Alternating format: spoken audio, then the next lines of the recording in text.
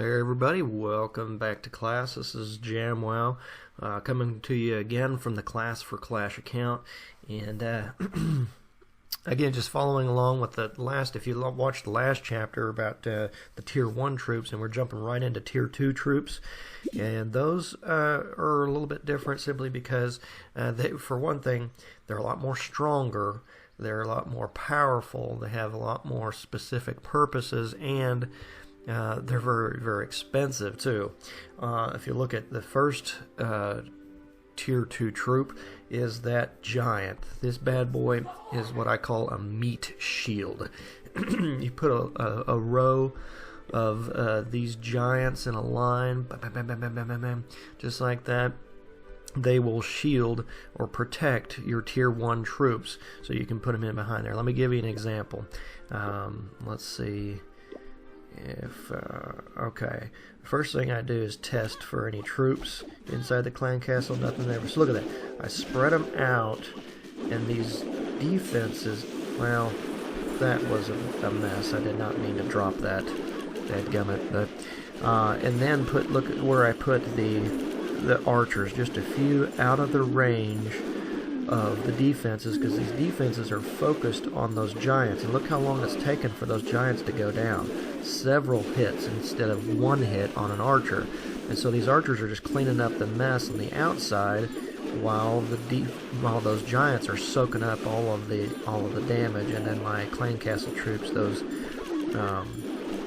hog riders, which are a dark troop, came in and took care of some defenses for me. So anyway, this one ends up in 100%, but I still have 22 archers left. I end up deploying all the rest of them, but I have no splash damage. The mortars are gone, and the wizard tower went down, so I really have no problem taking this base out. But that's what I mean by using giants as a meat shield. You put them down ahead of your Tier 1 troops, or even your other Tier 2 troops. Moving on to the wall breakers, putting your giants out in front of your wall breakers, because wall breakers are very, very weak. I mean, they get taken out sometimes by those small bombs, especially giant bombs will just wipe them out instantly, vaporize them.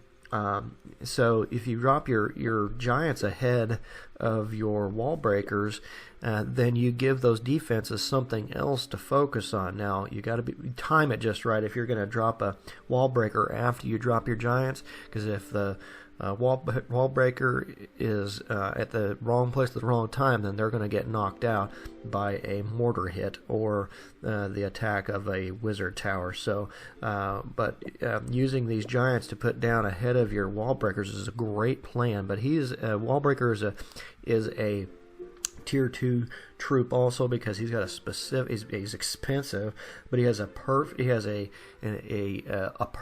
in that he goes after walls only until they are all completely down. He doesn't take any time at all to build. Just 2 minutes to knock him out, 2 minutes to knock out a giant. But then when you're really talking about taking a little bit of time and effort, it's going to cost you a lot of elixir, and it's going to cost you a little bit more time of these balloons. They specifically go after defenses just like giants. Giants and balloons. Balloons are the giants of the air, and they will go after defenses until they are all gone.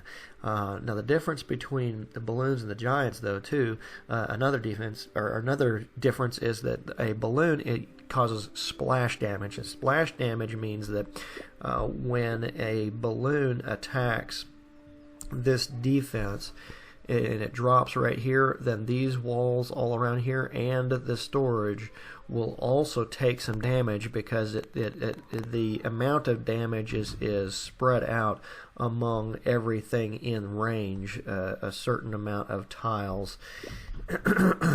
Let's see if it gives the tile range. It does not. So the balloons are fairly weak early, and they're very expensive to make. They're really, really slow. Look how slow they are. They're a movement of 10 versus how fast these little tier 1 level goblin or level 3 goblins are moved at 32, which is crazy fast compared to the balloons. So, and then the last tier 2 troop are the wizards, and these guys deal a lot of damage. They will take a little bit of damage, a little bit more powerful than, or a little bit, or last a little bit longer than an archer, but basically has the same thing. This guy will shoot over the top of walls because he shoots at a distance, but his damage is also splash damage. So when he is defending your base and you are being attacked by troops, and he comes out, then he will attack a group of attackers rather than just one, unless there's only one near him. He takes longer to build. He's fairly slow, about the same speed as an archer, I believe. Nope, archer is even faster, but these guys are fairly slow. Excuse me. Where tier 1 troops only take up one spot, all of these tier 2 troops take up multiple spots. These guys take up 5. The wall breakers are 2. A balloon is 5, and then a wizard is 4 spots. So now we're talking about really eating up your army camp space. So the higher your army camp is, as far as level, the better opportunity you're going to have to fill your camp full of wizards, but not as many as you'd like.